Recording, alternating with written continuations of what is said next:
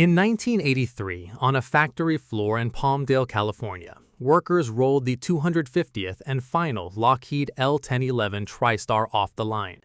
It was, by nearly every measure that mattered to the people who flew it, one of the finest airliners of its era, among the first wide-body jets fitted with a fully automatic landing system, able to bring itself down through fog and low cloud that grounded almost everything else at the airport.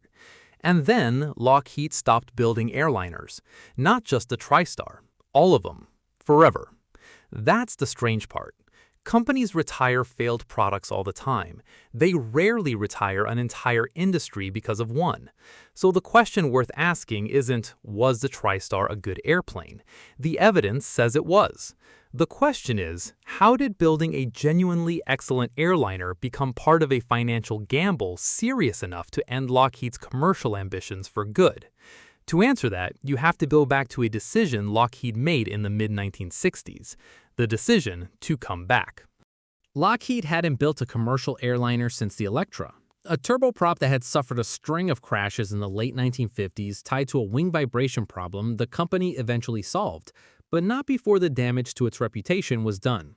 By the early 1960s, Lockheed had effectively left commercial aviation to Boeing and Douglas and put its engineering effort into military work, cargo transports, reconnaissance aircraft, submarine launch missiles.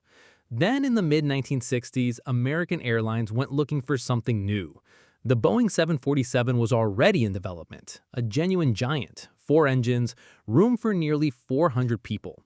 American didn't need that.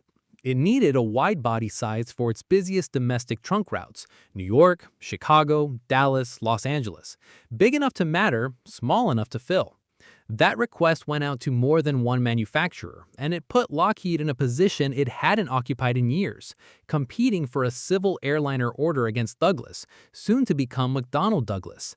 The timing mattered. Lockheed's balance sheet was leaning hard on defense work, particularly a massive Air Force cargo plane program that was, at that very moment, quietly turning into one of the worst cost overruns in the history of American aerospace procurement. A strong civil airliner program looked, on paper, like exactly the diversification the company needed. So Lockheed didn't design a conservative budget airplane to get back in the game cheaply. It designed something meant to leapfrog the competition entirely. The result was the L-1011 TriStar, a tri-jet like its eventual rival, the DC-10, because a 3-engine layout gave it the thrust to operate safely from existing runways while satisfying a regulatory reality of the era. Twin-engine jets were barred from flying more than 30 minutes from a diversion airport, which made 2-engine wide-bodies impractical for long overwater routes at the time. But the tri-jet layout was the least interesting thing about it. Problem: airlines wanted an aircraft that could land safely in weather that grounded everything else: fog, low ceilings, poor visibility at major hubs. Decision: Lockheed built the TriStar's autopilot and flight control systems from a clean sheet, working with Collins Radio and Lear Siegler on a redundant dual-channel flight control system rather than adapting an existing design. Reason: an automatic landing capability, certified to one of the strictest categories available at the time, would let an airline keep flying when competitors were diverting or canceling, a real commercial advantage, not just a technical flourish. Benefit: the result was a Category 3B certified auto-land system, capable of bringing the aircraft down through fog and cloud with runway visibility as low as roughly 150 feet. Not zero visibility, but close enough to keep flights arriving on days when most other aircraft couldn't land at all. Paired with direct lift control, which used wing spoilers rather than pitch changes to fine-tune the final approach, the TriStar earned a reputation among airline pilots as one of the smoothest handling wide-bodies of its generation. Consequence: all of that took time, engineering staff, and money that a simpler airplane wouldn't have required, a pattern that would repeat throughout the program. The cabin told the same story. A below-deck galley lifted hot meals to the main cabin by elevator, freeing space above, and letting airlines advertise the TriStar as the closest thing to a flying restaurant. Anti-glare windows, wide aisles, an unusually smooth ride. Lockheed wasn't just meeting American Airlines' original request, it was trying to build the airliner every airline would want. There was one more decision buried in all of this ambition, and it would matter more than any of the others. Lockheed needed a power plant to match the airframe's ambitions, and it chose the Rolls-Royce RB211, a new three-shaft turbofan the British engine maker was designing specifically to win the contract, competing aggressively against American engine makers for a deal that called for hundreds of engines within a few years. Problem: to hit the fuel efficiency and weight targets Lockheed wanted, Rolls-Royce needed fan blades lighter and stiffer than conventional titanium. Decision: Rolls-Royce committed to high-fill, a composite fan blade, as the core technology of the RB211 rather than falling back on proven metal construction. Reason: composite blades promised a real weight advantage, and weight on a wide-body airliner translates directly into range, payload, and fuel burn, exactly the numbers airlines compare when choosing between two competing jets. If you're enjoying this documentary, consider subscribing.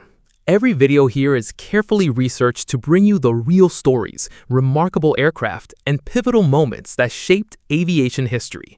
Now, let's continue. Benefit: on paper, it gave the RB211 a performance edge that could differentiate the TriStar from the DC-10, which used a more conventional General Electric engine.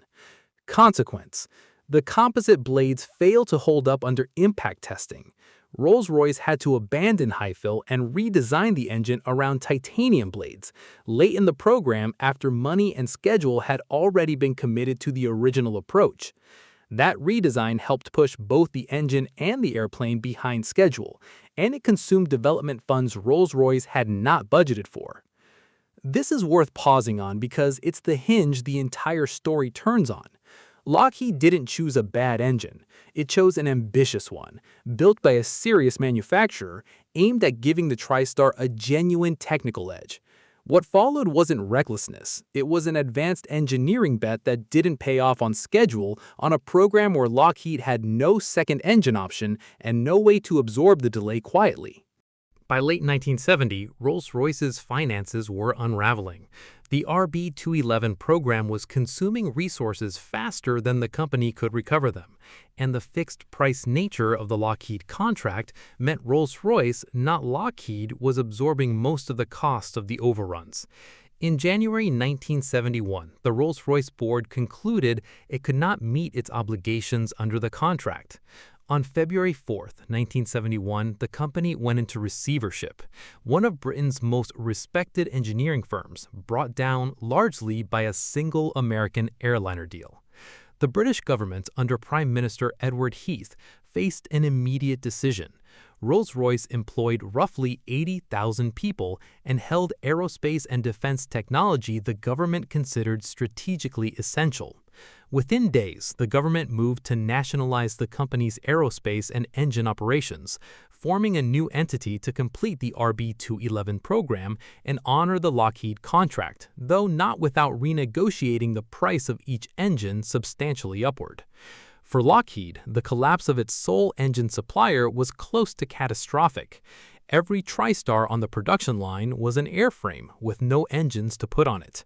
The company had already committed enormous sums to the program, and now its only supplier for a unique, unreplaceable components had ceased to be a functioning company at all. To understand how close this came to sinking Lockheed, you have to understand what else was happening to the company at this same moment, and separate it clearly from the TriStar.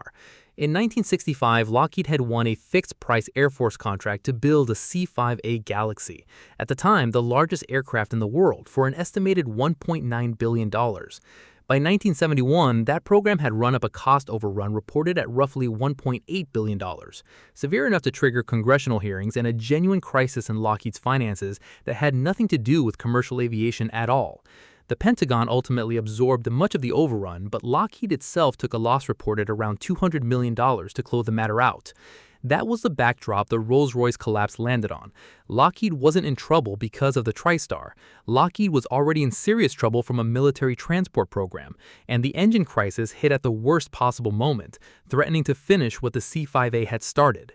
The two problems compounded each other rather than one causing the other. By mid-1971, Lockheed's situation was serious enough that banks were unwilling to extend further credit without a government backstop.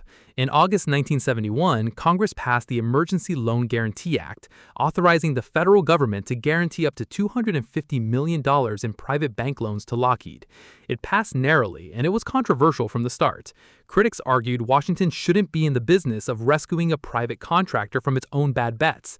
Supporters, including the Nixon administration, argued that Lockheed's collapse would cost tens of thousands of jobs, concentrated heavily in Southern California. The guarantee worked in the narrow sense that Lockheed avoided bankruptcy and eventually repaid its obligations in full, but it's worth being precise about what it actually rescued. It kept Lockheed solvent as a company. It did not, by itself, make the TriStar a commercial success. Those were two different problems, and only one of them got solved by an act of Congress. In April 1972, Eastern Airlines took delivery of the first TriStar, followed shortly after by TWA. And for a moment, the story that had nearly ended in receivership and congressional votes turned into something simpler, an airliner entering service and doing exactly what it was built to do. Pilots liked flying it. The Autoland system performed reliably enough that airlines began marketing it directly to nervous passengers. The cabin, the ride quality, the below-deck galley, all of it worked the way Lockheed had designed it to work. Lockheed itself, freshly stabilized by the loan guarantee, was no longer staring at bankruptcy. By most operational measures, the TriStar was a success story, not a cautionary tale. The airplane worked, the business didn't. Because underneath the good reviews and the smooth landings, the program was still carrying the cost of everything that had gone wrong to get there. The year lost to Rolls-Royce, the money already spent chasing a specification more ambitious than anything Douglas had attempted, and a production line that needed to sell airplanes in numbers the market hadn't yet shown any sign of supporting. While Rolls-Royce was collapsing and Lockheed was negotiating with Washington, McDonnell Douglas was building airplanes. The DC-10 had been developed against the same American Airlines requirement that shaped the TriStar. In February 1968, American Airlines placed a firm order of 25 DC-10s after McDonnell Douglas offered pricing aggressive enough to win the business. United Airlines placed its own order of 30 aircraft 2 months later. Lockheed launched the TriStar instead, on firm orders from TWA and Eastern Airlines, a real program but one built without the launch customer it had originally been designed around. From there, the schedules diverged. The DC-10 used General Electric engines that avoided the setback Rolls-Royce ran into with the RB211, and it entered airline service in 1971. The TriStar, delayed by the engine crisis, wasn't delivered until April 1972, roughly a year behind. In a wide-body trijet market that turned out to be smaller than either manufacturer needed it to be, that gap gave Douglas a head start with airlines still deciding, and it meant the TriStar was arriving in a market Douglas had already begun to shape. It's worth being fair here. The DC-10 wasn't a lesser airplane rushed carelessly to market.